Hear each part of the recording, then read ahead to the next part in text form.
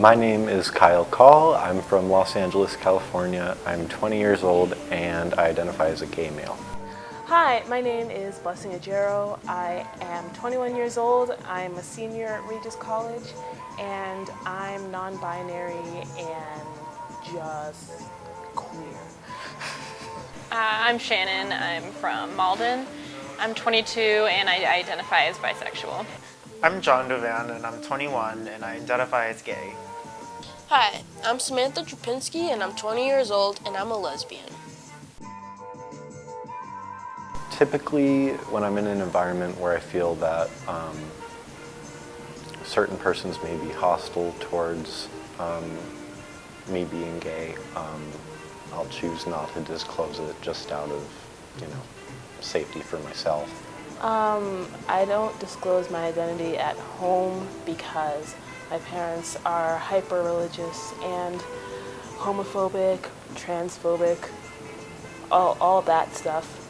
And I pretty much try to read the environment. Like if I can tell people are gonna be unfriendly, to say the least about it, then I clam right up. Usually there aren't any unless I'm out at a family outing, my mother says don't for the sake of her embarrassment. I'm pretty much open in all environments, but there's certain environments where when I'm with close friends, my voice kind of changes. I'll have a higher pitched voice, opposed to when I'm in an environment with people I don't know, especially heterosexual people.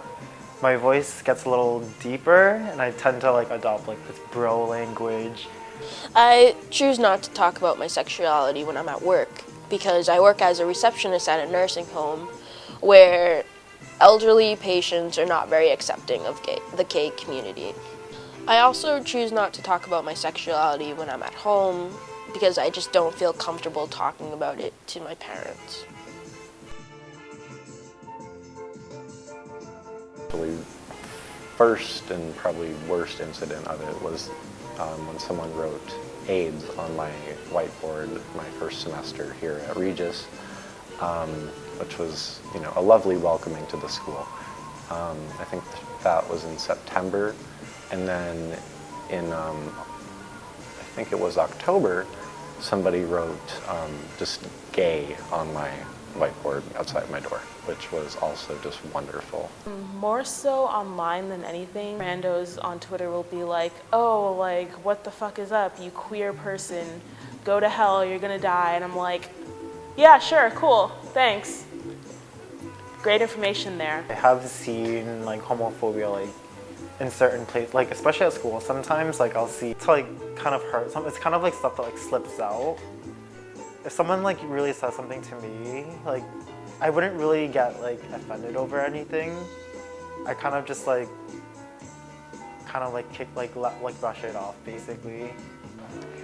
Yeah, a lot of people just thinking I do it for attention or telling me it's not real. I've heard it come from girls I've dated that I might just be trying it out or confused or just doing stuff like that. From guys I've dated, from friends and family, just asking what I am after I've already told them because they don't accept it. I was actually called a dyke in high school and I didn't even come out yet and I was just so uncomfortable with the situation.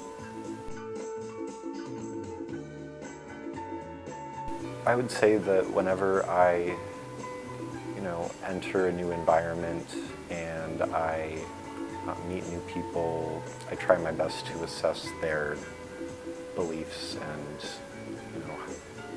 where they stand morally, I suppose. So if someone is outwardly not to say that this is everyone who's religious, but if someone is making oh, I believe in God that we'll be able to go do this today, or I tend to clam up a bit because for the most part my experience has been religion plus queerness equals no. For the most part, if someone's like openly religious, they're just like, I tend to back down, like having been to Catholic schools my whole life. Even a Catholic all-girls school, it's like, people tend to shake their head. When someone says something super ignorant, I come out a lot faster, just to kind of shut them down. Mostly it's just, if it comes up in conversation, it comes up. One warning sign is when someone ever brings up their political views, especially when talking about Trump, because their views on things are very skewed, and I would just feel very uncomfortable talking about my sexuality. I guess to answer this question, I'll give a little bit of a background history. So I met this kid while I was actually in mental health facility, and he was from Texas, didn't really know any gay kids, I don't think, and was completely opposed to the whole idea of gay people getting married. And after spending close to 3 months with him and being his roommate, he actually told me one time that I completely changed his outlook on gay people, and that was something very powerful to me because I think he just saw, myself not exactly fitting into the mold or stereotype that he saw, gay people fitting into. Online, like when there's misconceptions with my friends, then I can just like gently correct them because they're more open to like that kind of like correction. They're not gonna automatically like attack me based on my identity. Whenever I'm in the girls' bathroom, I always get weird looks, especially from older women. They just give me looks because they feel like when they look at me, they see a guy. Mostly it just happens so much that at this point I'm annoyed. Sometimes I go about correcting it if it's somebody I'm close to that is honestly ignorant of it and really doesn't know, but if it's somebody that's willfully ignorant and just being rude, I'll just like, you're wrong. When like extended family come over and like they haven't seen me in a while, they'll be like, oh, like, do you have a girlfriend yet? Or like, how was your love life or whatever? Like they'll assume that like I'll have a girlfriend. I generally like kind of like laugh it off, and then like I'll be like, no, I don't have a girlfriend, but like I'm not like looking for a girlfriend. Like I'll kind of just like vaguely tell, like be really vague about it and like have them piece it together. It's difficult to find community. I will sometimes, look into, GSA groups and things of that nature. But I find in locations where it's almost dogmatic to express, who you are as a person, sexual orientation-wise, it's difficult to find an environment where you can do that. I've used online dating apps to try to meet people. I've used Tinder. Lots of things because I can't meet people here the same way that a straight male and a straight female can meet and just kind of hit it off, because I think for gay people, we're always playing this guessing game of whether or not someone is gay, if,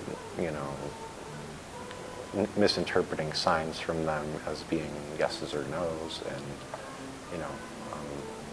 sometimes in these environments, the people that are actually gay will end up never coming out at all, which is unfortunate. So how I get a sense of like the community, basically, I kind of just look at like, I kind of read people's body gestures, like body language, all that stuff, like what they're wearing. I'm on Grindr and Tinder. That's basically it. Like the apps definitely like did help open like the spectrum of guys that I've met. I find a sense of community when I'm at school because I go to an all-girls school, and I just feel comfortable talking to other people that are in the community as well. I also use the Her app, where there's other girls, only girls use this app. Facebook groups on Facebook, Tumblr, where I work, it's very inclusive. There's like one girl that's bi but in the closet. Where do you work? I work at a hair salon. I tend to talk shit on Twitter a lot.